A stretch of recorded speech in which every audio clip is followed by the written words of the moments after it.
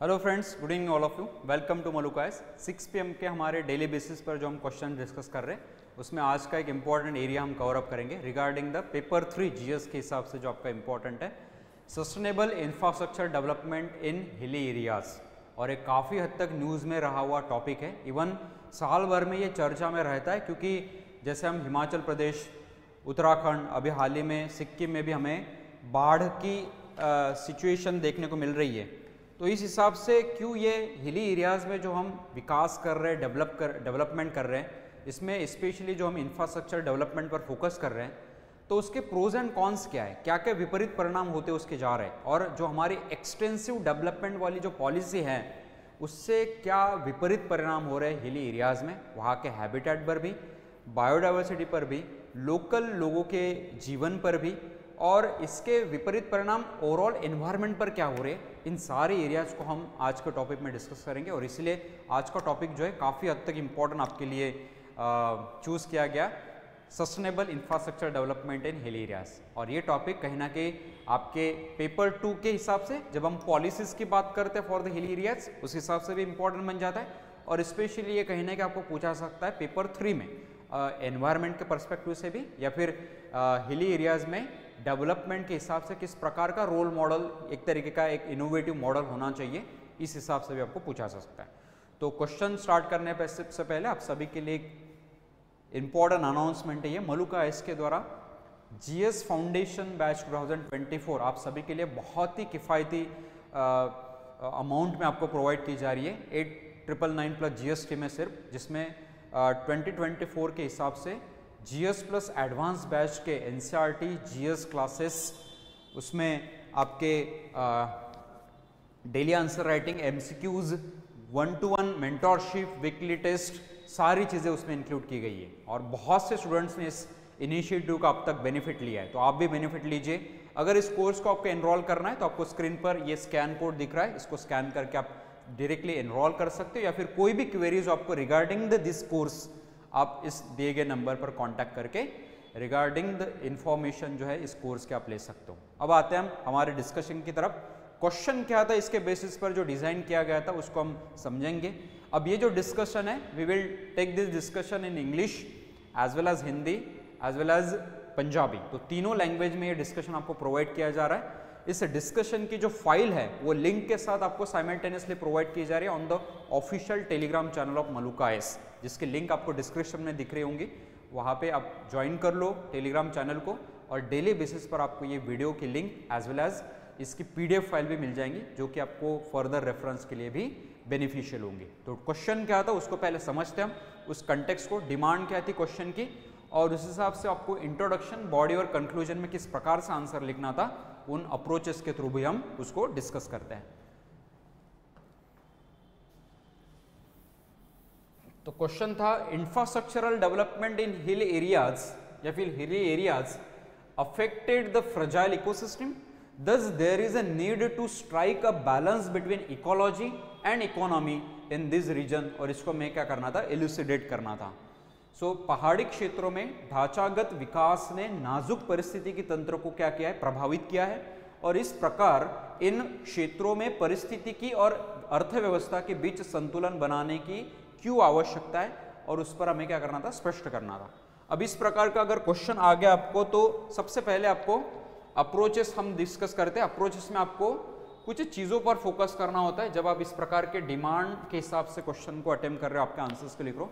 सबसे पहले आपको स्टार्ट में इंफ्रास्ट्रक्चर डेवलपमेंट क्या है उसके बारे में आपको इन शॉर्ट लिखना था, जो कि हिली एरियाज के पर्सपेक्टिव से आप लिखोगे। क्लियर है पॉइंट। सेकंड, उसका इम्पैक्ट क्या हुआ इकोसिस्टम पर, हिली एरियाज की जब हम बात करते हैं इस प्रकार के डेवलपमेंट की, यानी इसके बुनियादी ढांचे के विकास के कारण पहाड़ी क्षेत्रों में परिस्थिति की तंत्र पर इसका क्या प्रभाव पड़ा है, impact. Then we will need to write the points about the maintaining the balance between ecology and economy. एक तरफ हमें विकास चाहिए, डेवलपमेंट चाहिए, लेकिन दूसरी तरफ इस प्रकार का इकोसिस्टम जो है एक तरीके से वो भी खतरे का सामना कर रहा है, यानी एनवायरमेंटल इम्पैक्ट भी हमें देखने को मिलता है। तो ये जो एनवायरमेंटल इम्पैक्ट है और साथ में इकोनॉमिक डेवलपमेंट या फिर इंफ्रास्ट्रक्चरल डेवलपमेंट अगर अचीव करना है, तो we need to go with the balance approach. तो वो बैलेंस अप्रोच क्या है, इसके लिए आपको कुछ हद तक मेजर्स यहाँ पे बताने थे। और एट द एंड इस आंसर को आपको कंक्लूड करना था with recent examples of the sustainable infrastructure development. Denmark, Scandinavian countries के आप एग्जांपल्स ले सकते हो, इवन यूरोपियन कंट्रीज में भी इस प्रकार के सस्टेनेबल इंफ्रास्ट्रक्चर डेवलपमेंट को प्रमोट किया जा रहा है, जहाँ पे जो कॉरिडोर्स है या फिर हैबिटेट है उसको कहीं पे भी डिस्ट्रक्ट ना करते हुए उन्होंने इस प्रकार के मॉडल्स को अपनाए जहाँ पे हम वहाँ के हैबिटेट को, वहाँ के इकोसिस्टम को कोई भी खतरा नहीं पहुँचाएंगे। इवन जो भी डेवलपमेंट होगी उस पर्टिकुलर एरियाज में वो इतनी ज़्यादा इंटेंस लेवल पर भी नहीं होंगी जिसका विपरीत परिणाम वहाँ के हैबिटेट, इकोसिस्टम, स्पेसिस पर हो। Clear point? तो we need to go with the sustainable infrastructure development. वो क्या है उस हिसाब से आपको यहाँ पे क्या करना था, कंक्लूड करना था। अब इस आंसर को जब आप लिखते हो तो सबसे पहले हम इसमें डिस्कस करते कि आप क्या क्या चीजें लिख सकते थे। ठीक है, इन स्टार्ट मैंने जैसे कहा कि इंट्रोडक्शन में आपको सबसे पहले इंफ्रास्ट्रक्चर डेवलपमेंट इन हिली एरियाज में आपको इन शॉर्ट लिखना था कि इंडिया में जिस प्रकार की इंफ्रास्ट्रक्चर डेवलपमेंट को हम प्रमोट कर रहे हैं तो हिली एरियाज में भी, क्योंकि हिली एरियाज में सबसे इंपॉर्टेंट दिक्कत होती है वो है कनेक्टिविटी की।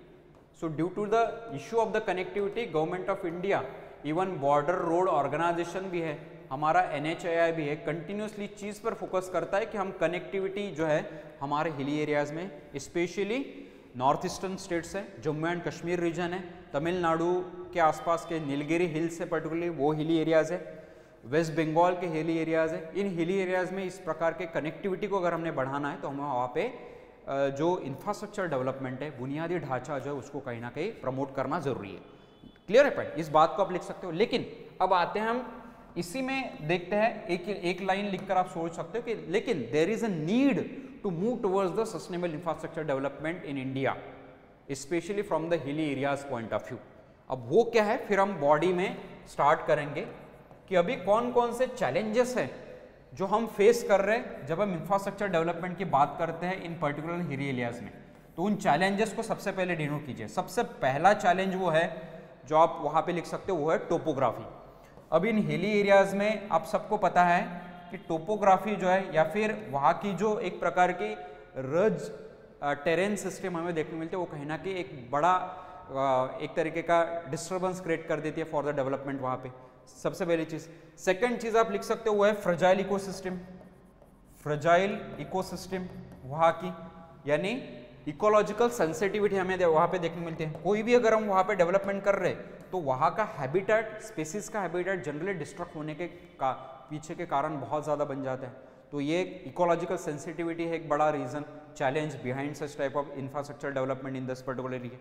ये जो हिली एरियाज होते हैं ये रीच होते हैं विद नेचुरल रिसोर्सेस। तो क्यों अगर हम यहाँ पे अगर इस प्रकार के डेवलपमेंट को प्रमोट करेंगे तो हो सकता है कि वहाँ के नेचुरल रिसोर्सेस भी एक्सट्रैक्ट हो जाए।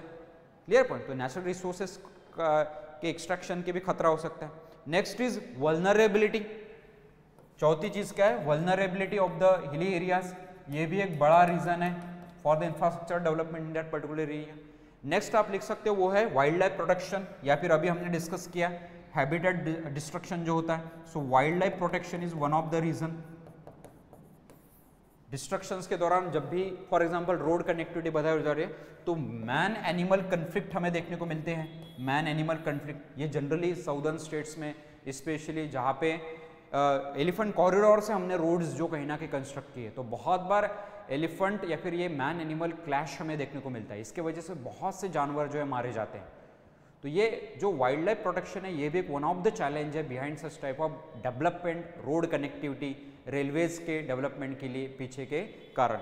एंड लास्ट आप लिख सकते हो है नेचुरल डिजास्टर। इसका लॉन्ग टर्म इम्पैक्ट क्या हो रहा है? चमोली इंसिडेंट से आप सबको पता है।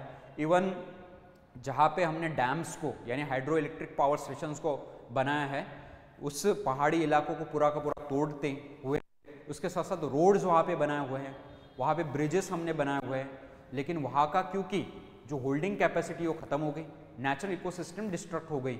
तो जब भी इस प्रकार के नेचुरल डिजास्टर्स आएंगे तो उन रोड्स का, उन कनेक्टिविटी रोड्स का तो नुकसान होगा ही, साथ में वहाँ के लोकल पॉपुलेशन को भी खतरा हो जाएगा। Natural disaster is one of the reason, one of the challenge in that particular area due to the such type of infrastructure development in that particular area.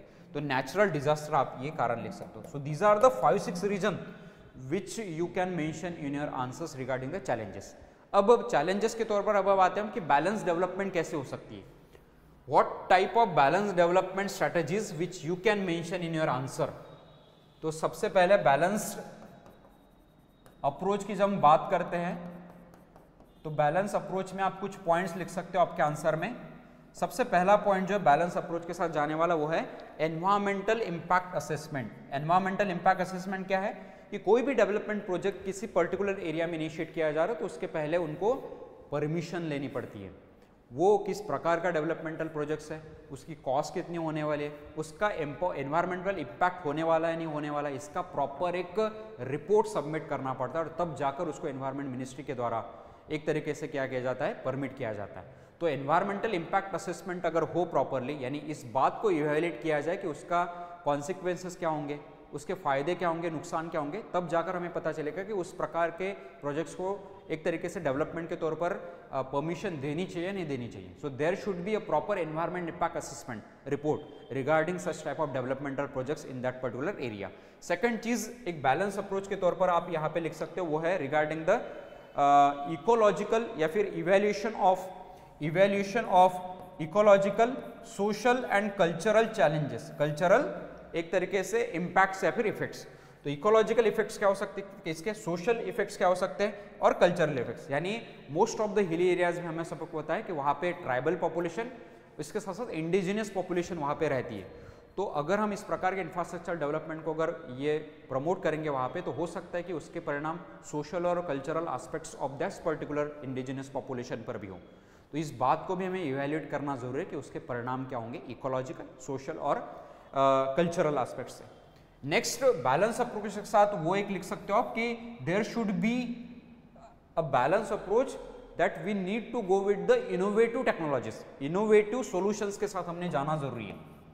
Innovative solutions, innovative solutions यानी क्या, जैसे कुछ Scandinavian countries है, European countries है, develop countries में frontier technologies का इस्तेमाल करते हुए, एडवांस इंजीनियरिंग एंड टेक्नोलॉजी का इस्तेमाल करते हुए इस प्रकार के इंफ्रास्ट्रक्चरल डेवलपमेंट को प्रमोट किया जा रहा है, जिसके वजह से हमें वहाँ का जो हैबिटेट है वो पूरा का पूरा डिस्ट्रक्ट करने की जरूरत नहीं पड़ेगी।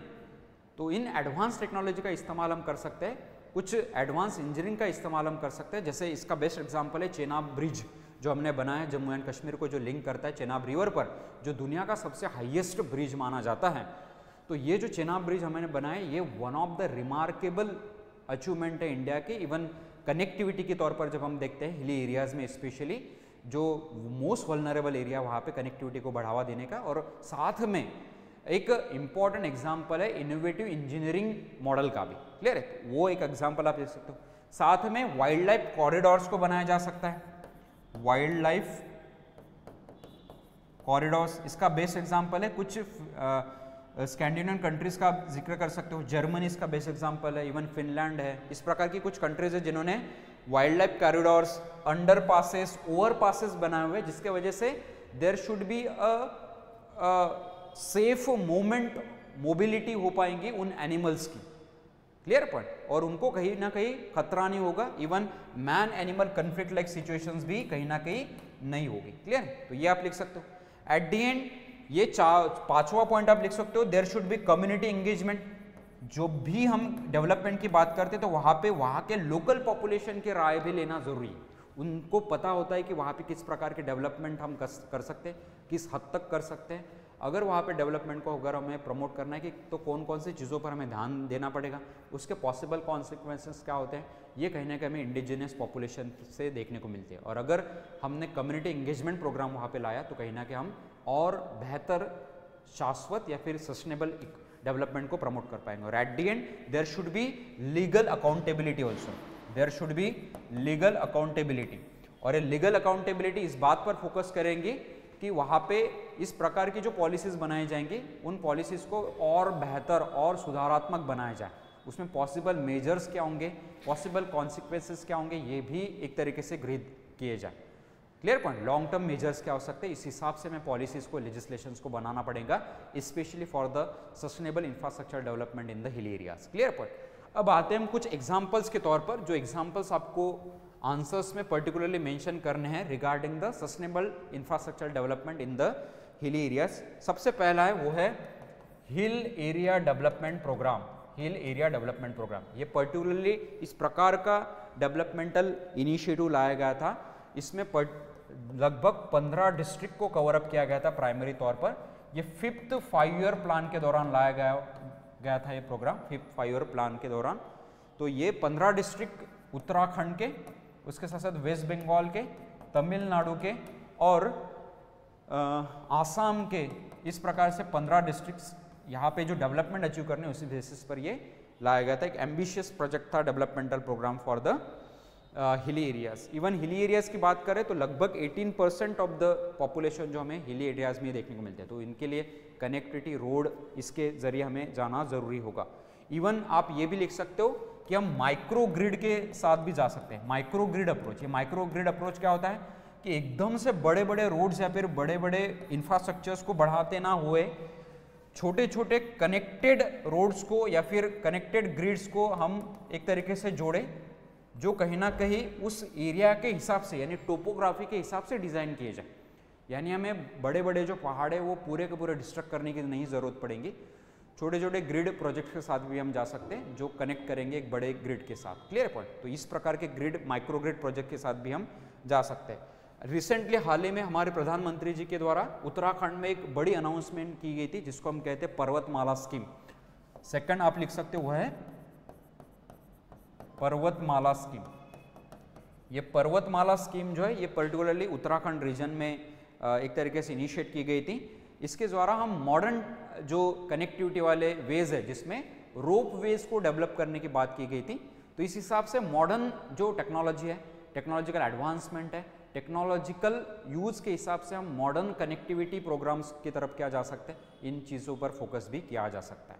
और एट द एंड इस आंसर को आपको कंक्लूड करना था वे फॉरवर्ड के तौर पर अगर देखा जाए तो एट द एंड आपको कंक्लूड करना है कि continuously government of India hilly areas में पर्टिकुलरली कनेक्टिविटी को बढ़ावा दे रहा है, लेकिन ये कनेक्टिविटी सस्टेनेबल मैनर में होनी चाहिए, लॉन्ग प्रॉन अप्रोच के साथ होनी चाहिए, साथ में ही लोकल कम्युनिटी के सोशियो इकोनॉमिक डेवलपमेंट, उनके इश्यूज को भी ध्यान में रखते होनी चाहिए और साथ में जो भी डेवलपमेंट हमें हिली एरियाज में करनी है वो सस्टेनेबल इंफ्रास्ट्रक्चर के तौर पर करनी जरूरी है, लॉन्ग टर्म बेसिस पर। और इसके लिए पॉलिटिकल एक तरीके से प्रॉपर पॉलिसी मेजर्स भी डिजाइन होनी चाहिए, प्रॉपर स्ट्रैटेजी भी होनी चाहिए। Clear point. So with this you can conclude this particular answer. तो ये था आज का टॉपिक जो था सस्टेनेबल डेवलपमेंट या फिर सस्टेनेबल इंफ्रास्ट्रक्चर डेवलपमेंट इन एरिया, जो हमारे पेपर 3 और पेपर 2 के कंटेक्स्ट से भी इंपॉर्टेंट था।